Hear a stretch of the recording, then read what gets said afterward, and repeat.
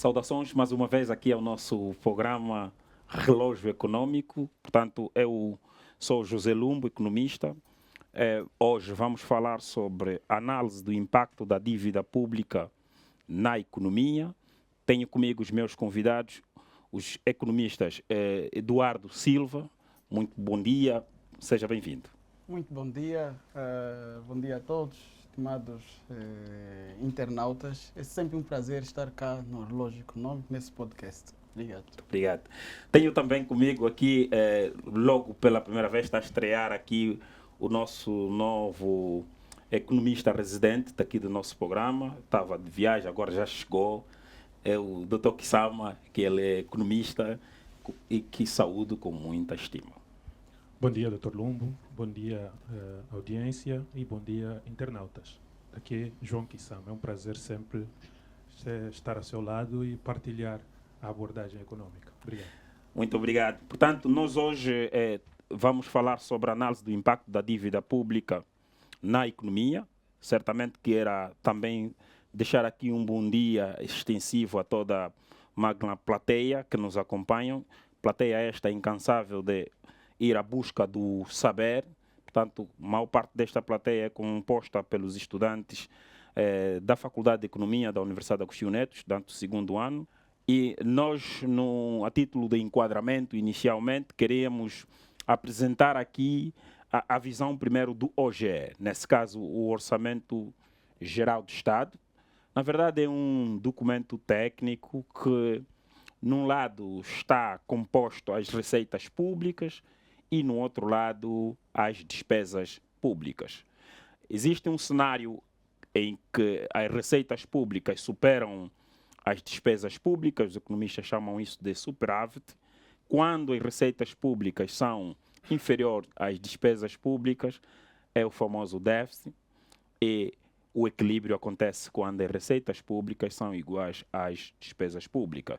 Do ponto de vista dos elementos, o Orçamento Geral do Estado tem uma determinada composição, que era do ponto de vista econômico, portanto, ela tem uma visão econômica, também tem uma visão política e tem a visão jurídica. A parte mais financeira está no capítulo da visão econômica, a parte política, no que concerne o atendimento das principais necessidades da população, não é? Neste capítulo político. E no capítulo jurídico é onde faz-se então aqui prevalecer o princípio da anualidade ou da anterioridade, que normalmente o Orçamento Geral do Estado é um documento que obedece à anualidade. Nós também tentamos aqui ver que a necessidade de introduzirmos em termos de dívida pública, sempre que a gente recorra ao fenômeno da dívida pública, normalmente os governos vêm na perspectiva de buscar financiamento de um determinado déficit. Quando se verifica um déficit no Orçamento Geral do Estado, os governos podem recorrer à dívida, ao endividamento para a cobertura desse déficit. E tem também aqui uma outra questão que tem muito a ver com a alineação do patrimônio do Estado.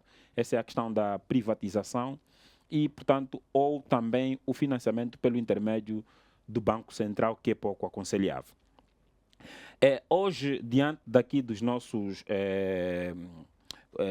especialistas, nós vamos desenrolar esta nossa conversa sobre dívida pública, sobre Orçamento Geral do Estado, descodificar, descomplicar este termo. Hoje, aqui no Relógio Econômico, teremos esse cuidado. Não é isso, Dr. Kisama?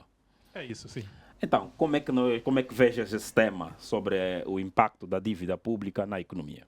Bem, o impacto da dívida pública na economia. Aqui o tema é de extrema importância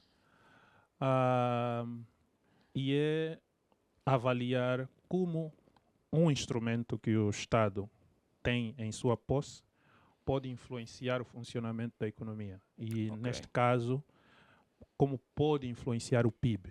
Aqui no final do dia é a dívida pública no PIB.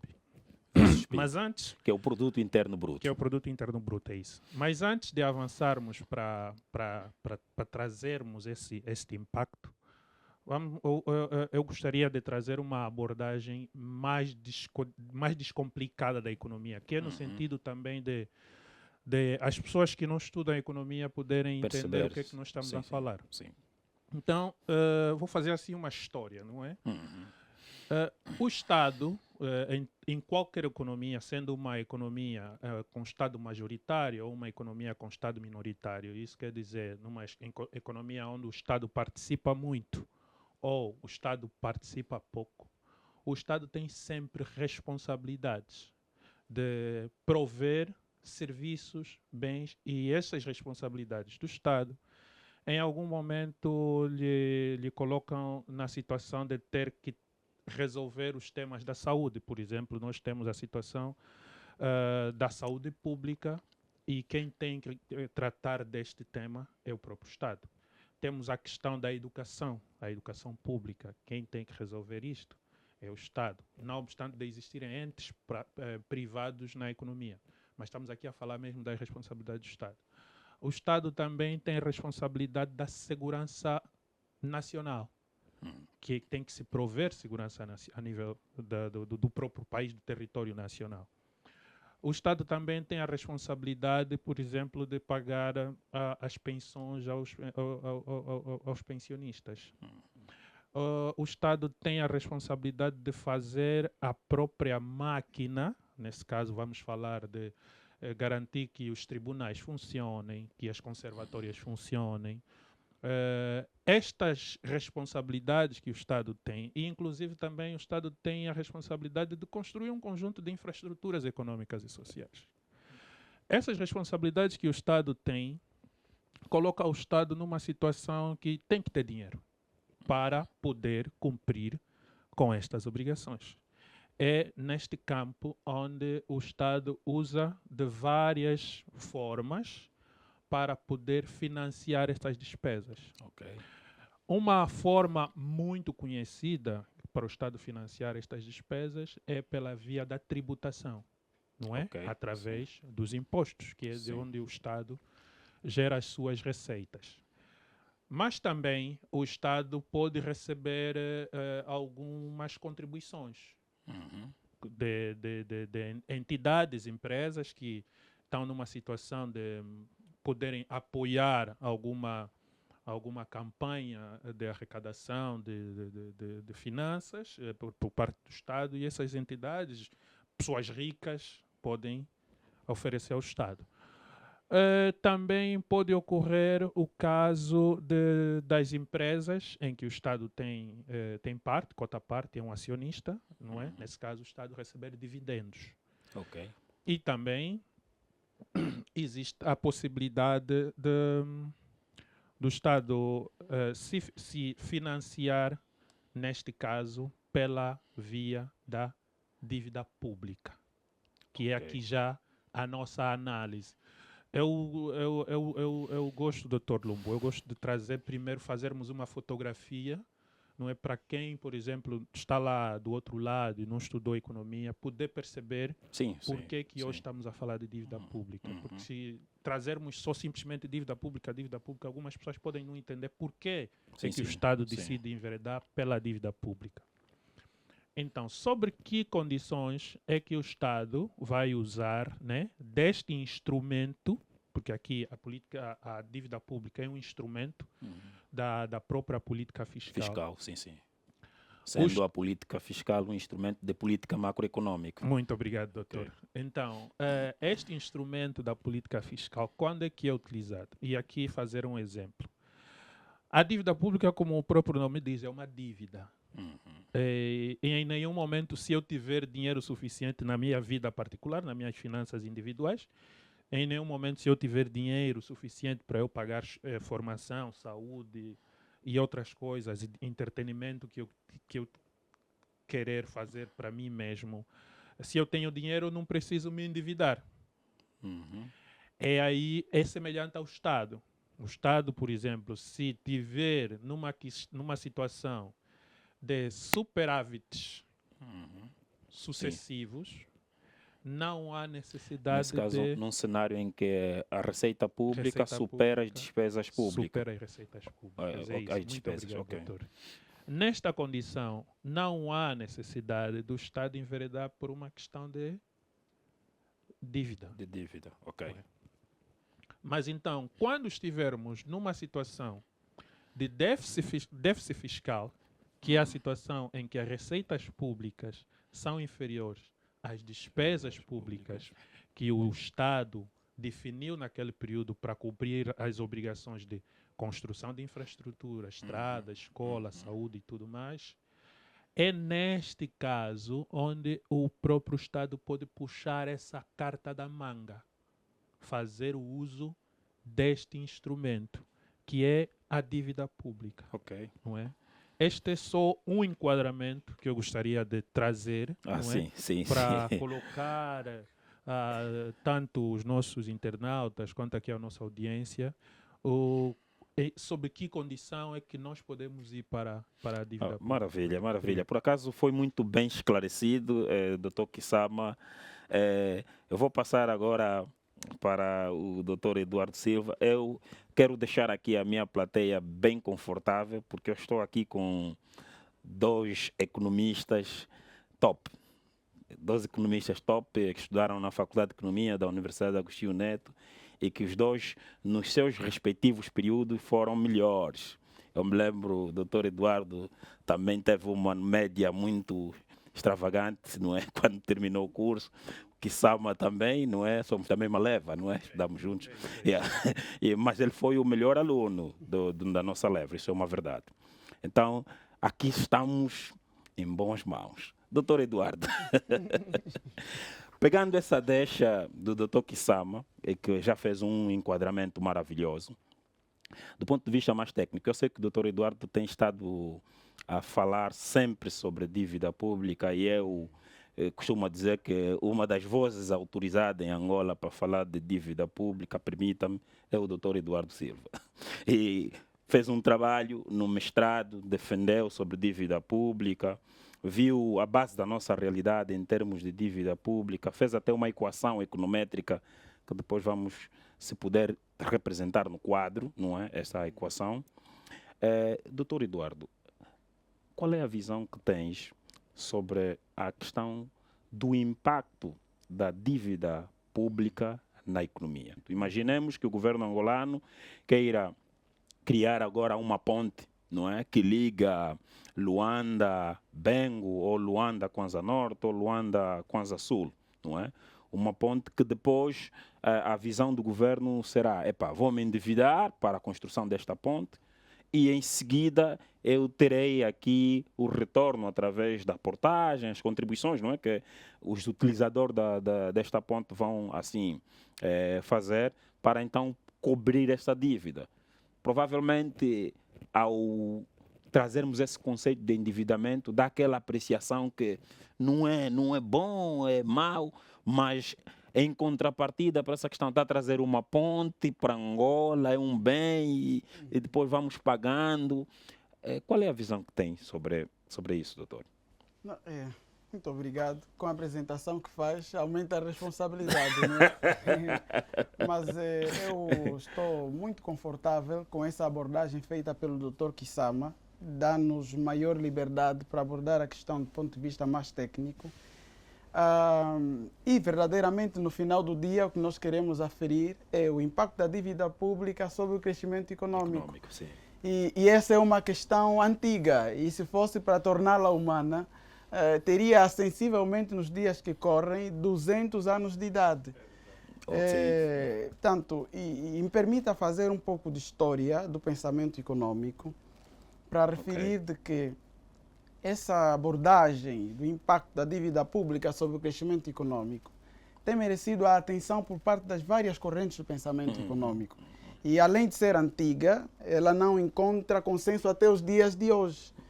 E antiga porque remonta desde o século XIX, com a abordagem da teoria da equivalência ricardiana, proposta por David Ricardo, um economista britânico, e tanto a escola clássica. E ele fez referência de que Tanto o déficit público quanto a dívida pública em nada influenciam na atividade econômica. Ok. Esta é uma afirmação clássica.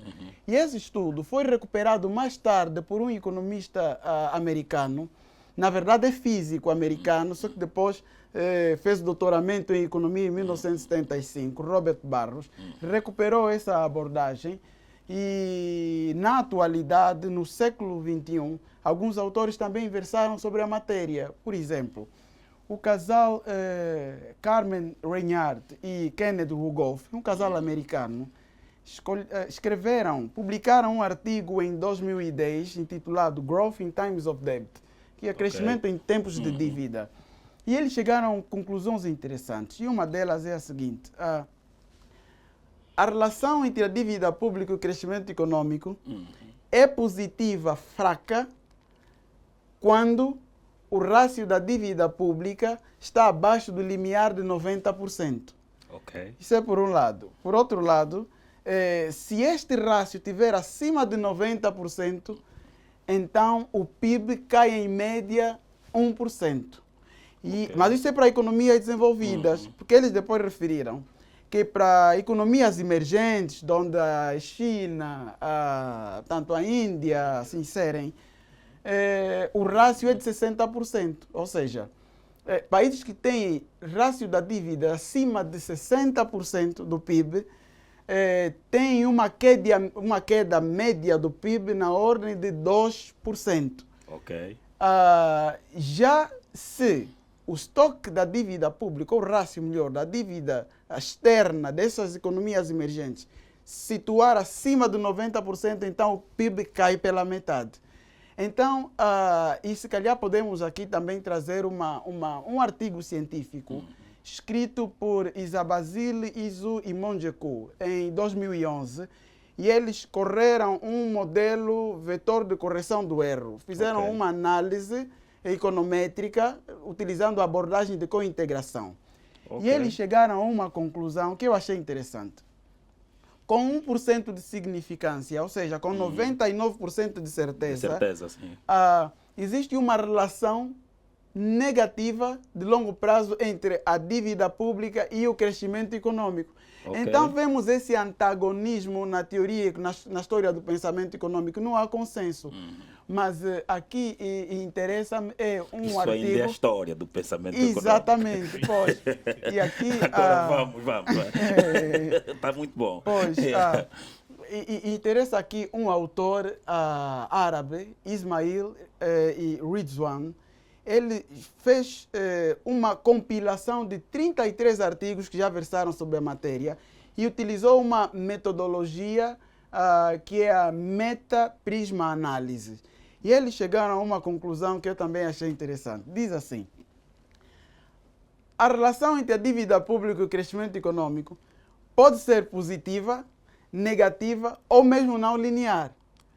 Ela pode ser positiva se a dívida pública contraída for canalizada para aquecer a economia. Entenda-se aquecer a economia no sentido de investir em setores estruturantes da atividade econômica, como a construção de uma autoestrada, por exemplo, a construção de uma barragem, que são projetos muito intensivos em mão de obra. Tanto projetos de gênero garantem, combatem aqueles desequilíbrios estruturais que imperam o crescimento econômico e, visto nessa perspectiva, a dívida pública é um bem, tem impacto positivo sobre a economia. Mas eles depois consideram o seguinte: a dívida pública tem um impacto negativo quando o setor público ou o Estado se endivida para financiar despesas correntes. Quando isso acontece, num termo mais simples para os nossos internautas perceberem, é como se estivéssemos a contratar uma dívida para alocar em despesas de consumo em casa. Não é uma forma racional. Portanto, esta é a abordagem histórica. Efetivamente, não gera investimento, muito pelo contrário. Nós comemos todos os dias. E o Estado tem despesas correntes. Aliás, as despesas correntes são financiadas todos os anos e são contempladas no balanço orçamental previsional tanto do Orçamento Geral do Estado. Tanto, mas a dívida pública não é necessariamente um mal. E se calhar poderíamos trazer aqui uma abordagem também do Japão. O Japão é o país com maior rácio da dívida pública em percentagem do PIB. Mas se compararmos, e Angola, por exemplo, tem um rácio atualmente sensivelmente 84% do PIB. Mas do ponto de vista da análise de risco, Japão oferece menos risco do ponto de vista dos financiamentos de dívida, ou seja, se um credor externo ou interno quiser financiar o Estado japonês ou o Estado angolano, é menos arriscado conceder um financiamento ao Estado japonês. Desculpa, desculpa, doutor. Sim. Enquanto que Angola tem os 80 e... Sensivelmente 84%. 84, o Japão tem de 270% do PIB. Ok. Avançar, Muito obrigado. Não, eu considero a estruturação da dívida pública do Japão de uma forma muito inteligente. Os japoneses foram muito inteligentes. O que é que eles fizeram? Mais de sensivelmente 90% da dívida, do estoque da dívida japonesa é dívida interna. Isso significa dizer que o Japão pode, se quiser, num dia honrar todos os seus compromissos com todos os seus credores externos. Está da dinâmica na economia interna. Com os credores externos, mas se entender pagar a dívida interna, então dinamiza a atividade econômica. Imagine um credor que cedeu financiamento ao Estado e o Estado o paga, então tem maior provisão para multiplicar o investimento ou diversificar a carteira de investimento. Mas é um investimento visto numa perspectiva de conteúdo local. O dinheiro fica internamente no país, então a economia reage e fica aquecida. Portanto, é muito mais nessa perspectiva. Maravilha. Portanto, muito obrigado, doutor Eduardo Silva. Aqui ficou mesmo uma história do pensamento econômico que todos nós vamos reler. Nós queremos também aqui passar aos nossos telespectadores, a todos que nos acompanham através do YouTube, não é? Aqui o nosso livro de lições de macroeconomia, que está a ser comercializado em Portugal, não é? Ao preço de 14 euros. E também está a ser comercializado em Angola, na livraria das Irmãs Paulinas e também na repografia da Universidade Metodista de Angola. Eu gostava de ver aqui a página número 131 do meu livro, esse livro que eu escrevi. O Dr. Alberto Vunge, nosso colega economista, ele também apresentou alguns fundamentos sobre a temática do estoque da dívida pública nacional. Dr. Kisama, ele aqui traz a questão dos jogos honestos de Ponzi e a sua sustentabilidade na dívida pública. Eu queria que o Vunge fez uma abordagem muito rica, não é? Claro, quem quiser depois pode adquirir o livro. Mas eu queria que o Dr. Kisama falasse um bocadinho sobre essa questão dos jogos de Ponzi. Como é que funciona isso? Bem, muito obrigado, doutor, mais uma vez. Jogos de Ponzi ou então esquemas de pirâmide, que é vulgarmente assim conhecido, em função da estruturação deste jogo. E, doutor, desculpa dizer, é que não é necessariamente um jogo honesto, né? Em função da forma como se processa. Mas normalmente usa-se esse termo jogos honestos, mas não é um jogo honesto. Como é que funciona? E fazendo aqui um paralelismo à dívida pública, normalmente, para uma abordagem mais inclinada para a visão negativa do Estado contrair a dívida pública, é aqui comparada, não é, ao chamado esquema de Ponzi. Por quê? Porque conforme a dívida pública ela é contraída, o Estado, por exemplo, faz através dos títulos do Tesouro, vende a dívida e adquire financiamento. E fazendo isto, o Estado está a comprometer as gerações futuras, pois as gerações futuras é que deverão trabalhar para pagar aquela dívida. Então, este processo de forma cíclica faz com que a dívida continue a aumentar. Isso numa situação em que o Estado continue a criar, a enveredar pela dívida e pela dívida. É semelhante ao esquema Ponzi. Como é que funciona? Deixa eu só permita-me Fica à vontade, doutor. fazer É a aqui nossa dinâmica. Pode trazer isso no quadro. um pequeno desenho, não será hoje um gráfico, não é? Mas vamos aqui tentar fazer, só para dar um exemplo, de uma pirâmide, não é? Que este é o topo da pirâmide e a base da pirâmide. Normalmente, como é que funcionam os jogos ou esquema Ponzi? Funciona à base de convites. Por exemplo, novas pessoas entram para o jogo, pagam um determinado valor e depois de 2 semanas recebes vamos chamar de rendimento, né? Entregas 100, recebes 500. Okay. Então, supostamente, o jogo começa aqui em cima e depois vamos tendo os números de convidados, vão né? aumentando, Vão aumentando à medida que as pessoas vão entrando no sim, jogo. sim. E o que significa dizer que o jogo só se mantém em função da base. Cada vez que a base, que entra um novo elemento, a base se estende. Ok. Então, isto é que forma uma estrutura mais ou menos de pirâmide. Onde os primeiros indivíduos que entraram no jogo já recebem os seus rendimentos. E para estes indivíduos mais para aqui para baixo conseguirem receber os seus rendimentos, esta base tem que se alargar mais. Exatamente. Então, neste contexto, chega um momento em que já não entram pessoas. Ok. E estes indivíduos aqui ficam sem receber os seus retornos. Estão prejudicados porque eles precisam da contribuição dos próximos para alimentar para aquilo. alimentar. Okay. Sim. É aqui onde a pirâmide quebra. Então não é um jogo honesto, é um jogo desonesto. E nós temos históricos de algumas situações que ocorreram, não só a nível da Angola, mas como em certos países também, que ocorreu um histórico semelhante e as pessoas foram para baixo. Um paralelismo com a dívida pública, numa visão negativa de que contrair dívida para financiar o Estado é errado, neste caso naquela vertente para despesas de consumo, significa dizer que se o Estado continua a contrair dívidas para despesas de consumo, chega um momento em que o Estado não mais vai poder contrair dívida, porque a dívida está muito alta em função das expectativas racionais dos agentes econômicos que compram a dívida.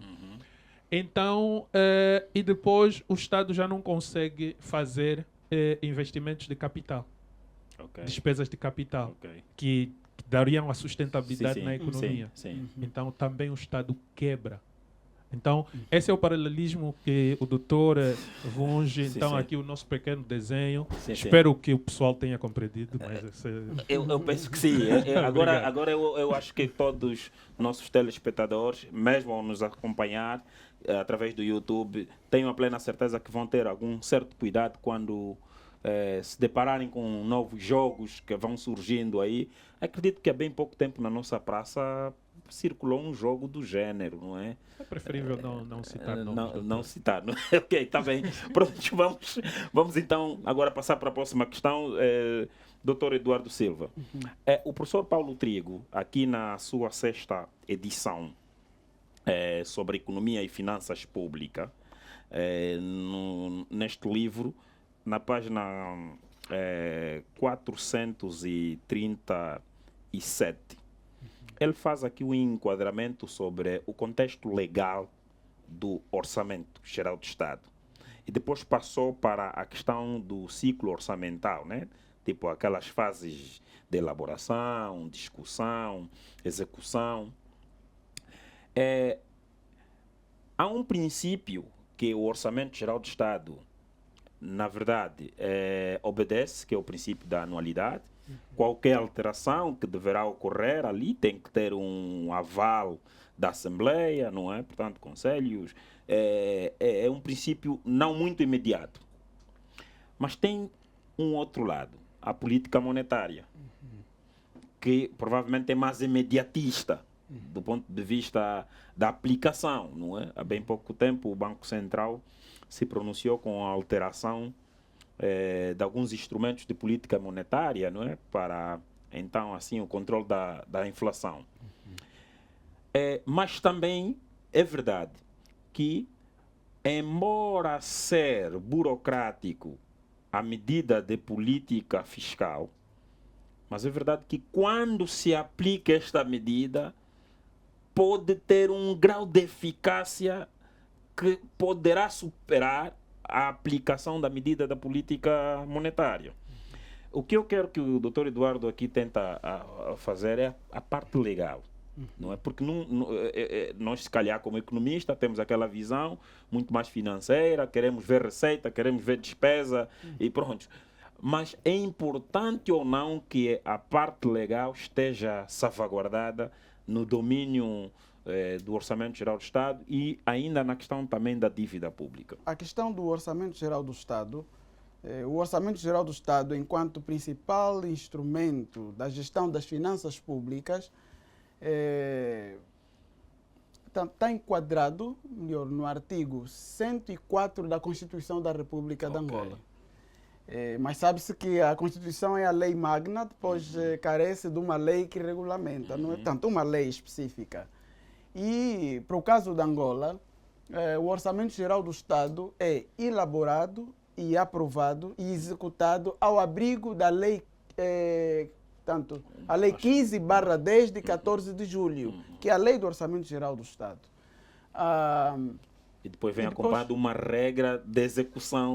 São os decretos presidenciais que são publicados, decretados para o pleonasmo, no princípio da elaboração do Orçamento Geral do Estado para aquele período em concreto. Por exemplo, para o Orçamento Geral do Estado 2024,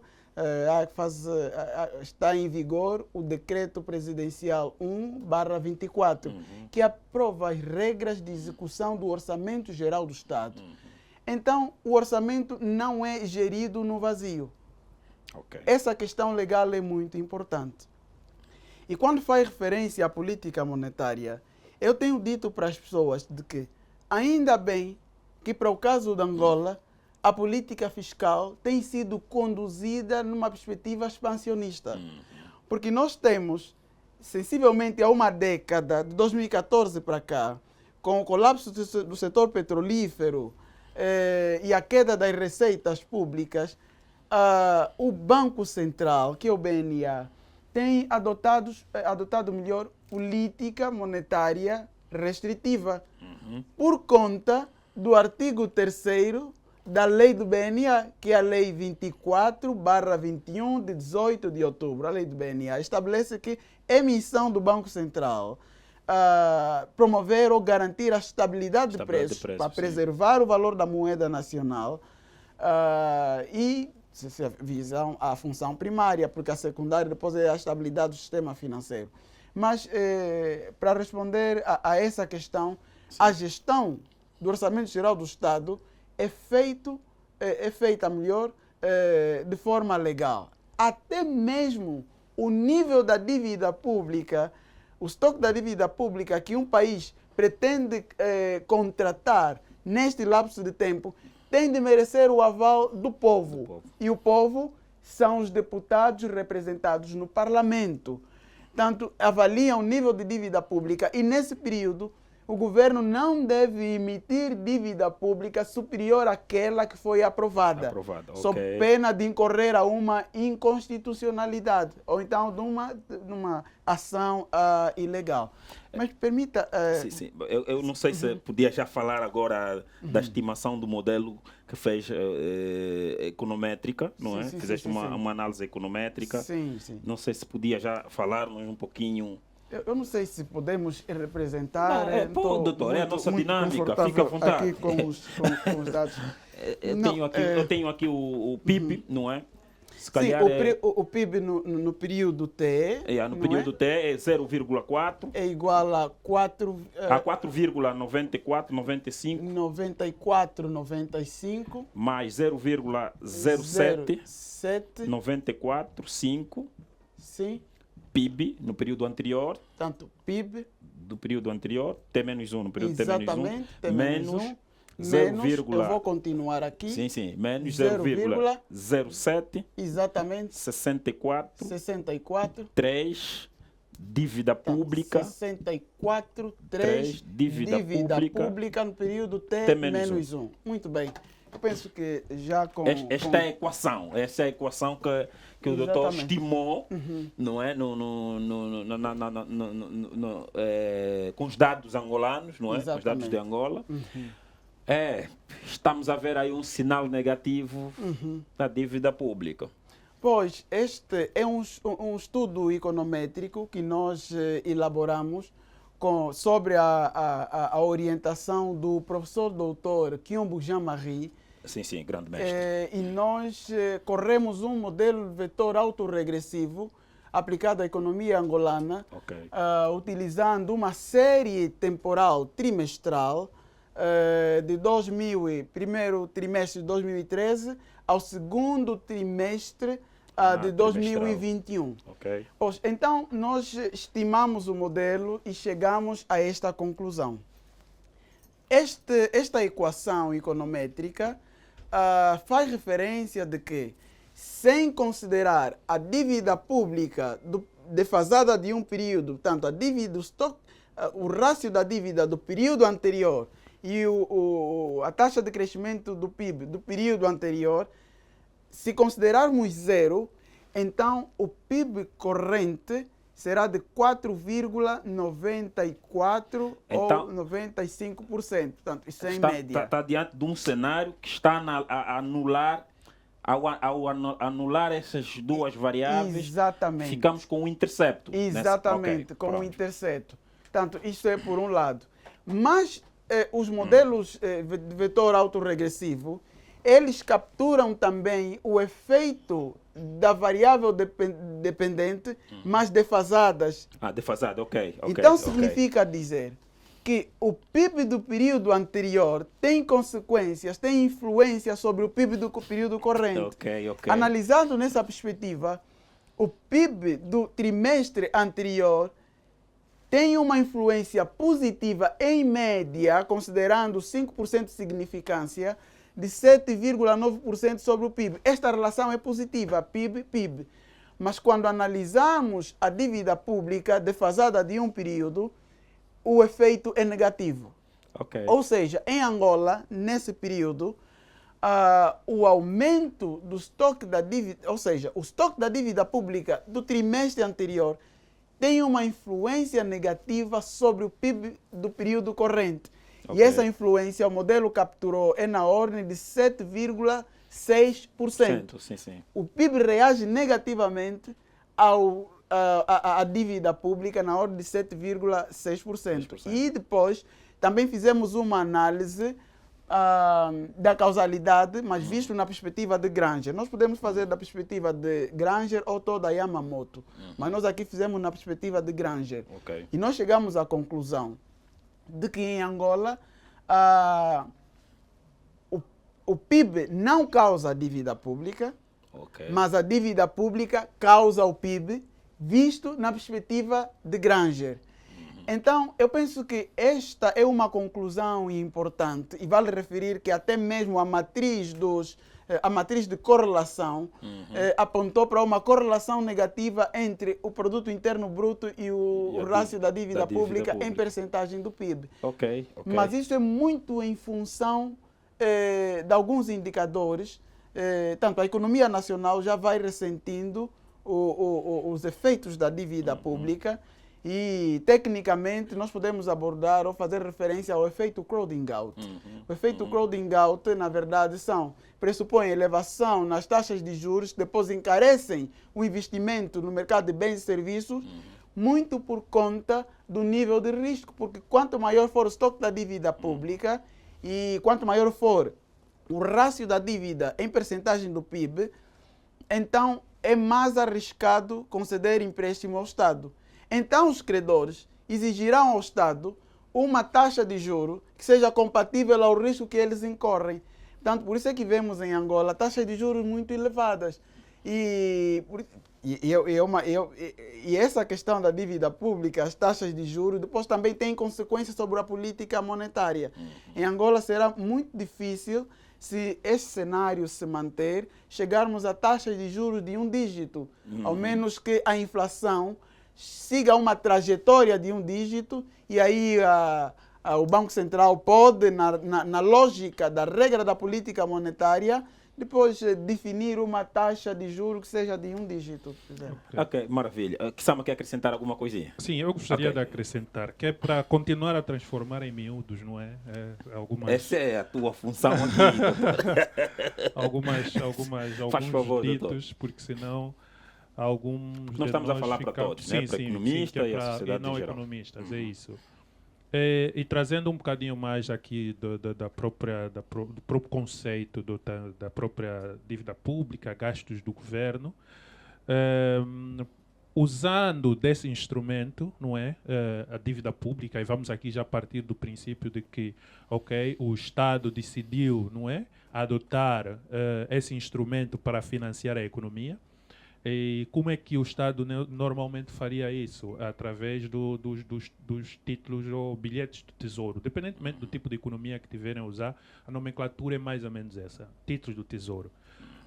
E diferente dos títulos do Banco Central, e aqui nesse caso, os títulos do Banco Central são aqueles em que o próprio Banco Central usa para fazer a política monetária, né? Open market e tudo mais. Depois já ali, no outro lado, tem os bilhetes de tesouro, as do obrigações outro lado, do tesouro. Sim, temos os bilhetes do tesouro, que é para financiar, para captar financiamento para a dívida pública. Okay. Enquanto, de um lado, nós estamos a fazer gestão da política monetária, bilhetes do tesouro. Do outro lado, nós estamos a fazer captar financiamento, bilhetes do tesouro. Sim, política monetária, TPC. Títulos do Banco Central. E de um lado estamos a captar financiamento para a economia. É importante, parece uma coisa muito simples, mas é importante esclarecer isso para quem não é da ciência econômica. Então, quando o Estado faz adota esse instrumento, ele está aqui a usar um instrumento que é diferente das famílias. As famílias não têm como se autofinanciar. O Estado, pela sua forma e como ele é concebido, ele tem capacidade de se autofinanciar quando as receitas já não forem suficientes para fazer a máquina funcionar. Então o Estado adota a política, a dívida pública, como já estamos a dizer, através do instrumento dos títulos do Tesouro. Quando faz isso, não é? Compra-se, os agentes econômicos compram essa dívida e o Estado tem financiamento. Isso é que é uma característica completamente diferente das famílias. Por exemplo, uma família, se precisar de dinheiro para alguma despesa, a família não tem como emitir títulos. É diferente. Já o Estado tem uma capacidade de se autofinanciar. Então, aqui trazer esse ponto que é importante na visão daquilo que nós estamos a falar de déficit, receitas, dívida pública e tudo mais. Um outro ponto interessante é que o Estado pode usar do instrumento da dívida pública para quebrar a chamada economia cíclica do subdesenvolvimento ou o ciclo da pobreza. Da pobreza, sim. Por exemplo, numa situação das famílias que se não tiver trabalho, não tem rendimento, se não tiver rendimento, não tem consumo, e se não tiver consumo, não há produção, não há incentivo à produção, se não há incentivo à produção, não há incentivo a investimento, se não há incentivo a investimento, não há crescimento, não há PIB. Então, isso é de um lado. Mas o Estado tem a capacidade, numa situação como essa, não é, de poder interromper esse ciclo através da dívida. O Estado entra na economia para estimular a economia, quebrar esse ciclo. Ou seja, se de um lado ele consegue se autofinanciar, de um lado, ele também tem a capacidade de quebrar o ciclo vicioso da pobreza, através de recorrer à dívida para financiar a economia, para financiar investimentos de capital. Um outro aspecto que é porque o próprio Estado pode usar desse instrumento, não é? É para estimular a economia. Imaginemos, por exemplo, e aqui o estimular a economia é na técnica da transferência da renda. Porque imaginemos, por exemplo, se na economia um indivíduo que é um canalizador ou alguém, um pintor, fizer um trabalho para um ente particular, esse indivíduo é pago e aí terminou o assunto. Mas se a economia estiver a quebrar, ou também pode ser numa situação de crise, o Estado pode contratar o mesmo serviço numa situação em que não tem dinheiro mais, recorrer à dívida pública, não é? E para pagar aquele pintor. Quando o Estado faz o pagamento a esse pintor, o pintor vai ter que pagar impostos sobre a renda. E quando ele paga impostos sobre a renda, esse dinheiro volta novamente aos cofres do Estado. Significa que, ou seja, o Estado, ao contratar um determinado serviço que está a usar do financiamento via dívida pública, ele torna a economia funcional. Isso é importante olharmos para isso, porque é importante não olharmos para a dívida pública como um mal. Nós temos que trazer isto também aqui. Sim. Porque quando nós já usamos o termo dívida, a impressão que fica, é essa. É um mal. É um mal, sim. estamos endividados e não sei o que tal. Vamos chegar um bocadinho mais lá para frente, mas temos que trazer as pessoas para perceberem do nosso lado como é que a economia funciona. Sim. Um outro aspecto também sobre mesmo a própria dívida pública é que é preferível que a dívida pública seja feita em moeda nacional. Aquela questão que o doutor diz da dívida interna. Sim, é preferível que a dívida pública seja feita em moeda nacional. Por quê? Porque, primeiro, estamos aqui perante a um jogo em que o próprio Estado nem ia precisar da dívida pública para se autofinanciar. Numa situação de, vamos dizer assim, alguns economistas mágicos, íamos para a Casa da Moeda e mandávamos imprimir um conjunto de notas. E aí criaríamos um problema maior. Então não é aconselhável o Estado se autofinanciar pela via da impressão de notas. Então por isso é que se adota a técnica a metodologia da dívida pública. Adotando a metodologia da dívida pública, é preferível que esta dívida pública, como eu já disse, seja em moeda nacional. Por quê? E o doutor não está a dizer que o Estado não deve contratar dívida em moeda externa, não. Sim. A maior parte dívida interna, moeda nacional, mas também uma dose de moeda estrangeira ou de dívida externa, porque o Estado tem compromissos com o resto do mundo que precisa honrar em moeda externa. É essa a razão. Eu repetia sempre o termo preferível. Exatamente. Preferível, porque vai chegar um momento que a preferência já não vai ditar, vais ter que mesmo ir pela via da dívida em moeda externa. Até que ponto é que nós podemos parar de fazer dívida? Nesse caso, o Estado. Porque tem que ter limite. E onde é que é o limite? E o limite nós vimos que não tem muito a ver com o percentual sobre necessariamente o PIB. Porque estamos a ver o Japão com 270% da dívida e a máquina continua a funcionar. Mas o limite nem é imposto pelo próprio Estado. Em algum momento o limite é imposto pelos agentes econômicos. Porque eles olham para a magnitude da dívida, que já é muito elevada, então eles decidem agir de forma racional e não comprar mais dívida.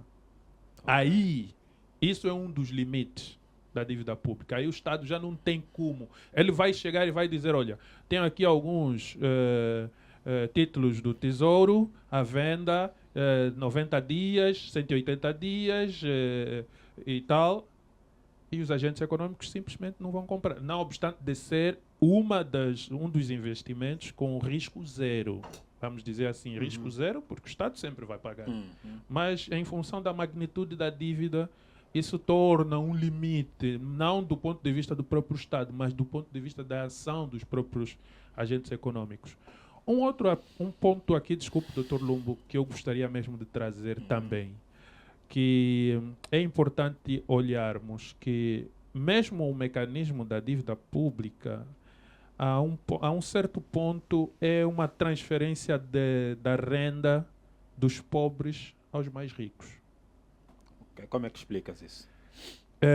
Primeiro temos que perceber quem é que compra a dívida pública.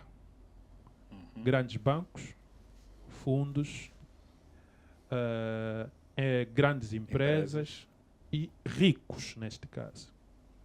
E quando o Estado abre esse negócio, quem comprou são estas entidades.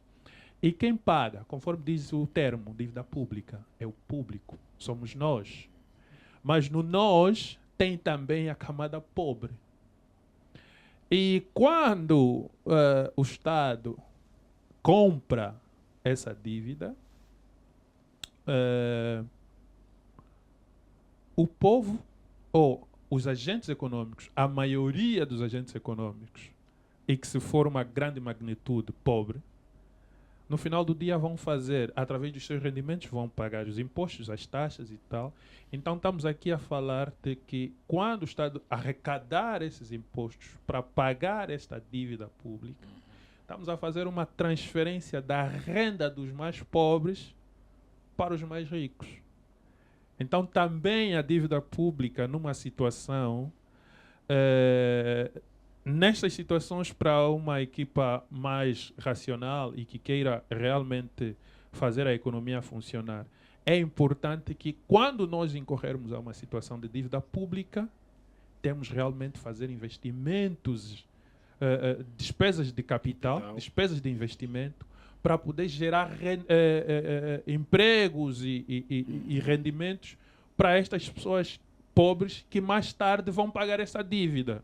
Okay. Isso é um aspecto interessante que é necessário trazermos para as pessoas, porque estamos a falar economia de forma descomplicada, para as pessoas também saberem, ok, estamos aí buscar dívida sim, e depois nós é quem vamos trabalhar, mas é importante que a dívida seja canalizada para uma situação mais... Ok, muito obrigado. Eu penso que agora a produção está me dando toque aí aqui, o nosso tempo é muito curto. Vou agora passar então para a nossa plateia, para 2 questões, não é? No máximo. E fiquem à vontade para outras questões que quiserem fazer. Poderão fazê-lo através da nossa página, não é? Do YouTube. Não é? Quando o vídeo estiver no ar, poderão fazer mais questões e os nossos economistas estarão a acompanhar e terão todo gosto em responder. Então vamos lá passar por 2 questões, nome e questão. Vamos lá. Quem está interessado ali, portanto tem já aí um disponível, vamos embora. 2, ok, já temos os 2 identificados. Vamos então primeiro, nome e a questão.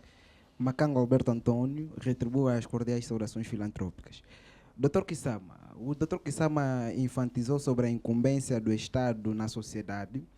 Uma delas é a satisfação das necessidades humanas.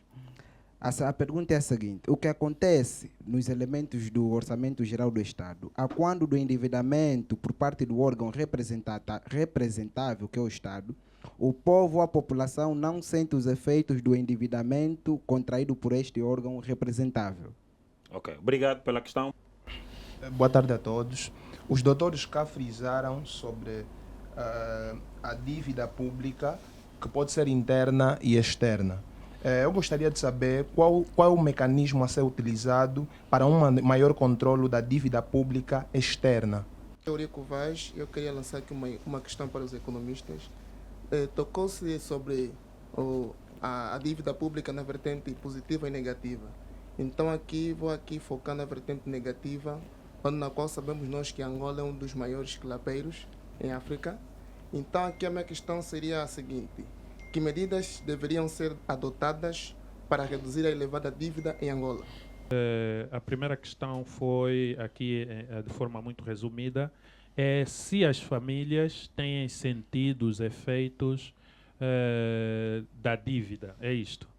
Mas eu ia reformular neste caso que não é que necessariamente as famílias vão sentir os efeitos da dívida, mas sim se as famílias vão sentir os benefícios que esta mesma dívida possa trazer para nós, não é? Neste caso, vamos dizer, por exemplo, que quem nos representa para esse aspecto é o Estado, não é? E o Estado é quem faz vai contrair dívida tanto a nível interno como externo. E na aplicabilidade desta mesma dívida em termos de despesas de capital ou em termos de despesas de consumo, se nós, enquanto povo ou agentes econômicos, temos vindo a beneficiar isto. A minha resposta é um tanto quanto, eu diria sim e não. Sim e não. Sim, por quê? Porque nós temos beneficiados, sim, porque você vai olhar que nós temos infraestruturas construídas pelo próprio Estado. Em algum momento que essas infraestruturas e alguns serviços que o próprio Estado provém para o cidadão tenham sido criados não pela via necessariamente da receita, mas pela via da dívida, este benefício chega até ao cidadão. Por exemplo, vamos dizer que para o caso da construção do novo aeroporto, por exemplo, numa situação em que foi feito algum financiamento externo para a construção do mesmo, então, ao termos uma infraestrutura como aquela, até certo ponto nos beneficia, não é? Uhum. Essa seria uma resposta para um Sim. caso específico. Agora, se não nos beneficia na magnitude que nós gostaríamos, isso são aspectos da própria gestão pública já, não é? Não é que necessariamente... Porque nós não temos necessariamente toda a visibilidade, não é? De como o Estado está a fazer a alocação tanto do valor da dívida quanto do valor das receitas. O Estado pura e simplesmente vem e faz os investimentos tanto a nível de capital ou então tanto a nível de despesas de consumo. Doutor Eduardo Silva, já mesmo para fechar. Muito obrigado pelas questões, muito bem colocadas. Uma das questões tem que ver o que fazer para controlar a dívida externa. E essa questão pode ser vista na perspectiva da soberania. É importante que o estoque da dívida pública externa não seja superior ao nível de reservas internacionais líquidas que o país detém. É isso. Por quê? Porque se um país tem um nível de reservas internacionais líquidas inferior ao estoque da dívida externa, se num dado momento entender pagar toda a dívida, então ainda assim, usar todas as reservas internacionais para pagar a dívida, tanto zera as reservas e ainda conserva ou ainda fica com obrigações externas. Então, na perspectiva da soberania, não seria muito estratégico. Não é prudente. Não é prudente. Depois, se calhar trazer aqui a abordagem da sustentabilidade da dívida. É isso. A dívida, melhor, não é necessariamente um mal. E uma dívida é sustentável quando um país consegue, no lapso de tempo da maturidade dos títulos da dívida, gerar recursos ou excedentes que sejam capazes de liquidar essa dívida. Exatamente. E se calhar também aqui é importante dizer que a dívida pode ser gerida de uma forma inteligente. Para responder à última questão, e tem que ver com quais as soluções, então, para evitar o elevado nível de endividamento. Eu não sei se fala para o caso da Angola, não sei. Para o caso da Angola, se calhar é importante trazer aqui a abordagem de estabilização da dívida. Esses são conceitos muito importantes melhor. E a estabilização da dívida pode ser vista em duas perspectivas: estabilização absoluta ou estabilização relativa. A estabilização é absoluta quando a estabilização é absoluta quando o superávit orçamental primário é igual ou superior aos juros da dívida que um país paga, consente. Quando essa condição se observar, aí estaríamos a criar um cenário de estabilização absoluta do estoque da dívida pública. Por um lado. Por outro lado, a estabilização pode ser vista na perspectiva relativa, estabilizar o rácio da dívida pública. E para estabilizar o rácio da dívida pública é necessário que a economia gere superávites primários nulos, e se essa condição se verificar, então o rácio da dívida pública será determinado pela diferença entre as taxas de juros real do PIB, não, taxas de crescimento do PIB melhor, e as taxas de juros real. E é importante que a taxa de juros real, doutor, não seja superior à taxa de crescimento do PIB. Por quê? Porque senão será mais atrativo realizar investimentos no mercado financeiro e as famílias deixarão de canalizar investimentos no mercado de bens e serviços, que são aqueles que geram produto, geram emprego, geram renda, depois tem efeito multiplicador sobre o Estado. E aqui, se calhar, vale também dizer que a dívida pode ser gerida de uma forma inteligente. Aliás, vale o adágio popular de que entre morrer e pagar uma dívida, quanto mais tarde melhor, não é? E terminar com um pensamento de Ladislau Dobor. Este é um economista brasileiro, na verdade polaco, e depois nacionalizado brasileiro. Sim. E esse foi assessor do presidente Lula da Silva no primeiro mandato, no primeiro governo. E ele dizia assim, no livro A Era do Capital Improdutivo, muito na lógica do que o Dr. Kisama estava a referir. Ele dizia que os Estados, por conta do excessivo endividamento contraído com os gigantes privados, tornaram-se reféns. E tornaram-se também incapazes de regular o sistema financeiro em prol dos interesses das minorias ou das sociedades. Da elite. Pois, então o Estado vê-se numa condição, num dilema muito grande. Afetar os interesses das minorias, das populações, ou honrar com o serviço da dívida pública. Dívida é dívida. Quando contraída, deve ser paga ainda que doa. Uau, que bom, muito bem. João Kisama é economista, Eduardo Silva também é economista. Espero vos ver mais vezes aqui no nosso programa. Muito obrigado pela vossa presença. Obrigado a todos e até a próxima aula. Estamos juntos. Muito obrigado.